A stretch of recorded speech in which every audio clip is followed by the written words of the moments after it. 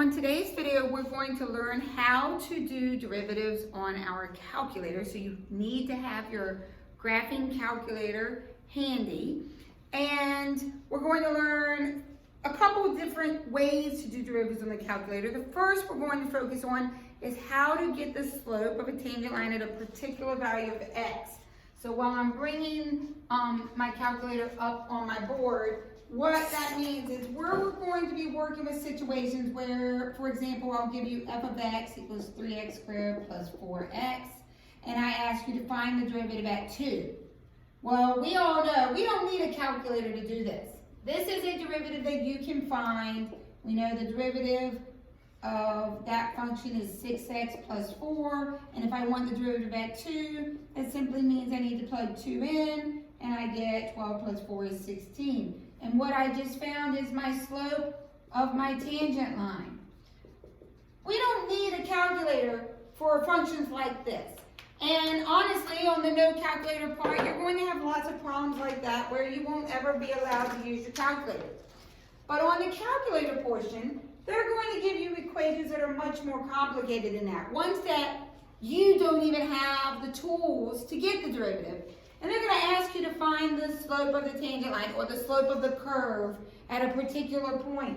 And you're going to want to use your calculator. So the first thing, make sure your home screen is blank like mine is. And you're going to want to go to your math button, which is right below the alpha button. And we're going to choose number 8.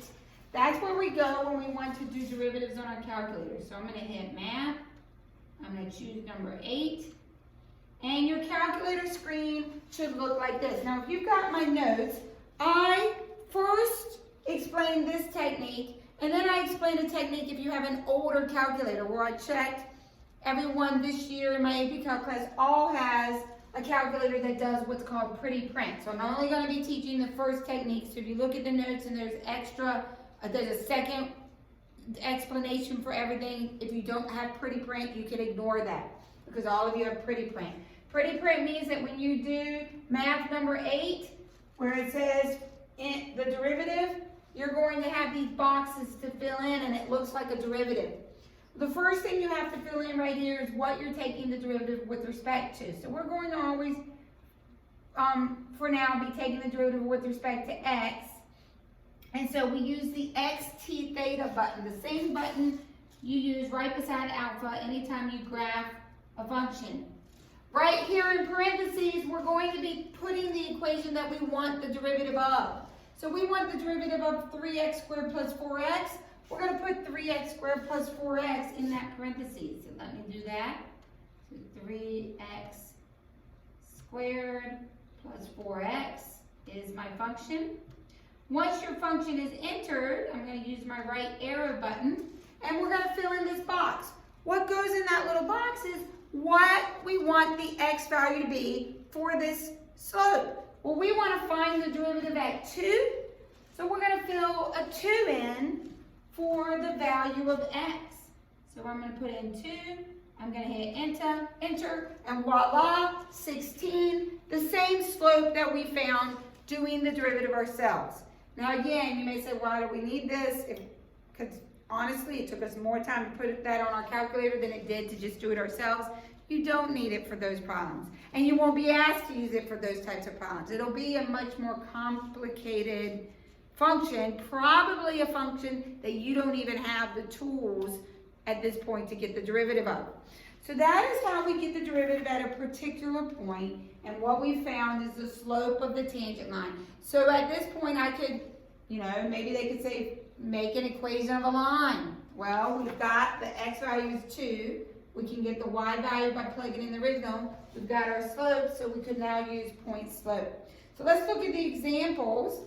Right here below the star, the example A, it says given f of x equals x squared times the natural log of x. So we're doing the example from our notes, x squared times the natural log of x. And then it says find the slope of the tangent line at x equals 3. So if we want to find slope, we immediately know we have to find the derivative. And we want the slope at 3, so we want the derivative at 3. Could we do this derivative ourselves? Yes. What rule would we have to use? product rule. So we could do the derivative and then plug in the number ourselves. And honestly, this will be on the no calculator part. But for now, I'm using simpler equations just to get used to our calculator. So anytime we want to do the derivative, we go to Math 8. We're going to put in the x, t theta, for the variable we're taking the derivative with respect to.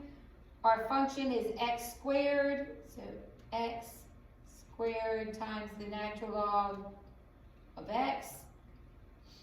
I'm going to do my right arrow button over to the little box, and I want the derivative at 3, so x is 3.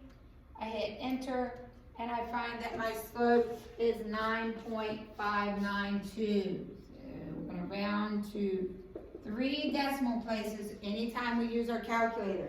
So we just found the slope at a particular point. We've got the x point. If we wanted to, we could plug it in and get the y coordinate and make an equation line. It didn't ask for that, it just asked for the slope, which we found.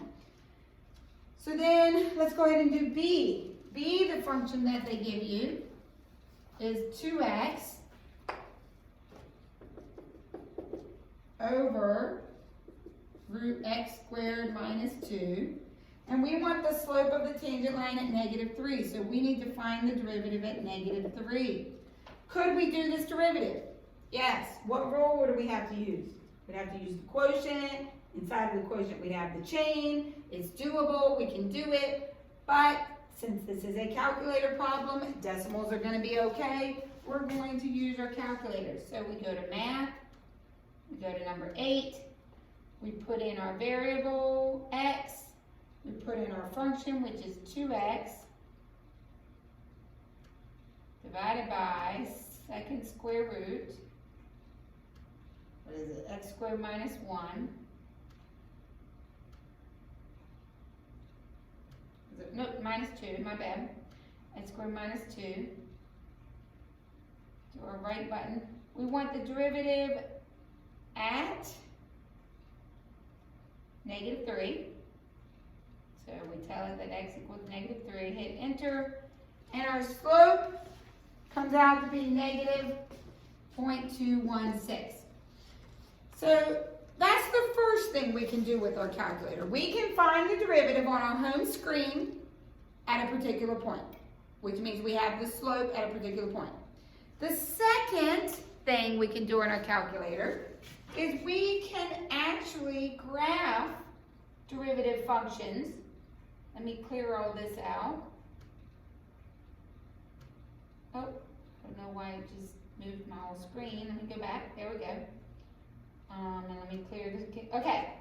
So the second technique is going to involve graphing derivative functions from the original function. Now, yes, with a simple function, you could make the derivative yourself and then put the derivative on your calculator and graph it. You can do that all day long. But this is for more complicated ones that you don't have the means to get the derivative up. And let's say we wanted to take, I'm going to start with a simple one. We wanted to take, 4x cubed plus 6x squared, and we wanted to graph its derivative. Well, we could all make that derivative, 12x squared plus 12x. We go from a S-curve to a parabola, so our derivative should look like a parabola. But let's pretend, if you will, that we don't know how to make this derivative. This is an equation you can't take the derivative of, but we want to graph its derivative. So where do we go anytime we want to graph something? We go to y equals. So the first thing we do is we go to y equals. And I don't want it to graph this. I want it to graph the derivative. Well, anytime you want to graph a derivative, you're going to be working with math number 8. So anytime we're doing something with the derivative, we're going to math number 8. And so right here, I'm telling my calculator to graph the derivative of whatever I put in. Well, this is still going to be xt theta because it's the variable we're taking the derivative with respect to. This is where we put our function. So for this example, we would put 4x cubed plus 6x squared. So let me do that. 4x cubed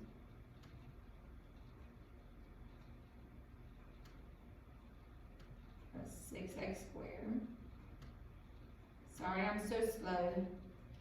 Much faster with an actual calculator. And this is where it's different. So for the last examples, when we wanted the slope at a particular point, we put the value of x here and it gave me the exact slope at that one point. We don't want to graph the slope at one point. We want to graph the entire derivative curve, which means right here what we're going to do is tell x to just simply equal all x values. So we're going to tell x to equal x and use the xt theta button. Now I'm going to hit graph. And what it's graphing for me, see it's thinking because it's making the derivative. It graphed the derivative. It didn't graph this, didn't graph an s curve. It graphed the derivative, which we know is an x squared curve. Look at that, it made a parabola. This is my derivative curve. This is f prime that it graphed. Notice, my derivative has positive values, then it has negative values, then it has positive values. So I could do a first derivative sign test. I could find my zeros. Do we all know how to find zeros on the calculator? Second calc, zeros. I could find where the derivative equals zeros. I could do my sign test. It goes from positive to negative to positive, and it would tell me something about the original slope. So turn your page in your notes if you haven't already. There is another technique for graphing. I only like this second technique when I need to have the original and the derivative on my calculator at the same time. Otherwise, I do it the way we just did the first one. So I actually put in y equals the derivative, I put in the function, blah, blah, blah. So the second technique, let's suppose I wanted y1 to be the original and y2 to be the derivative. Okay, so what we're going to do, if we want to have both functions on there, another technique now is go to y equals. Let me clear this out. I'm going to let y1 be the original, which is 4x cubed.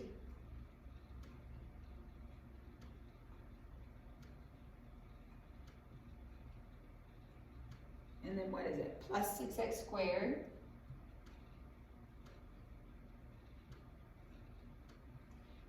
Okay, and then for y2, so that's my original, I want to graph the derivative. So, I have two options. I can enter it the way we just did, which means I go to Math 8, put in my derivative, and put in my function. Or, I can do this. I can still go to Math 8. Oh, if I hit the right button. Math 8. I'm still telling it to get the derivative with respect to x.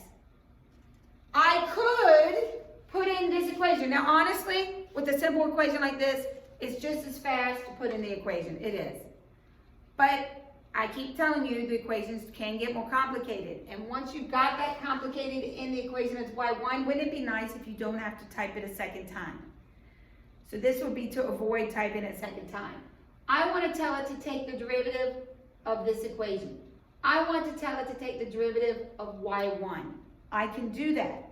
To get to y1, right, to be able to say y1 right here, you go to vars. You want to find your vars button.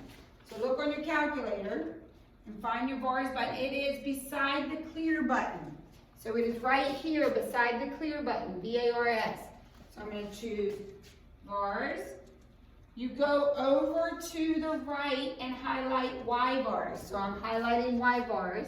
I'm choosing number 1 function. So hit enter.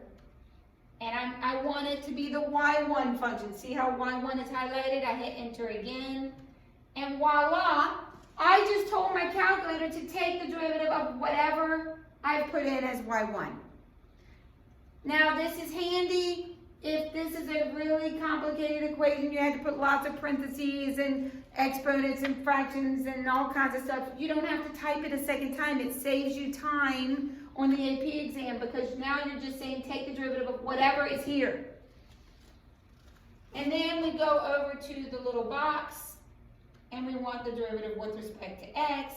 So we just still put in an x because we don't want a particular slope, we want the whole thing.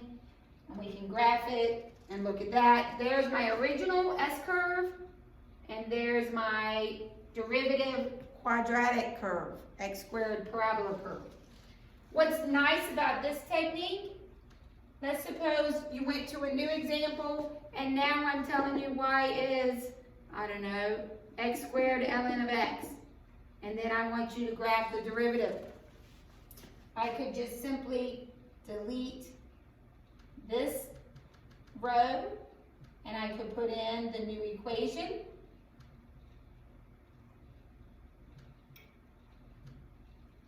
And then I could tell it, okay, now graph this set. And so now it's graphing the original and it's graphing the derivative for me. Because remember, go back to y equals. This just simply says graph the derivative of whatever's in the y1 spot. So I can change the y1 spot and graph whatever I put in as y1. So this is nice if you're going to be just changing and you want to be able to see both at the same time. It's also nice because I could go over to the equal bar. Go one over. Unhighlighted. Look at that. That equal bar is no longer highlighted.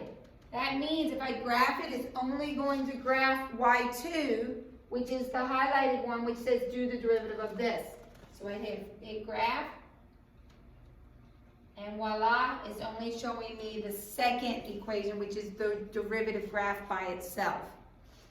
So just a trick of the trade for ways to manipulate so that you can tell this to do the derivative of the equation above it. I'm going to go back, however, and highlight. You have to go back and highlight your equal bar, or it will never graph the y1. We want y1s to be graphed. Okay, so let's look at the example that's right below the var's direction. It says graph f prime if given yada yada yada.